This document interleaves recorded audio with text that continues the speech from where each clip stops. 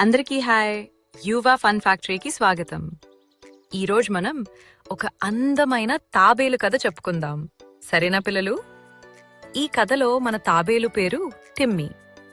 అనగనగనగా ఒక చంద్రకాంతి అడవిలో తిమ్మీ తాబేలు నిద్ర కోసం నెమ్మదిగా నడుస్తూ ఉంటుంది. తన స్నేహితులు నక్క, పాము, కాకి అందరూ ముద్దుగా నిద్రపోతున్నారు. కాని మన టిమ్మీకి మాత్రం నిద్ర రావడం లేదు.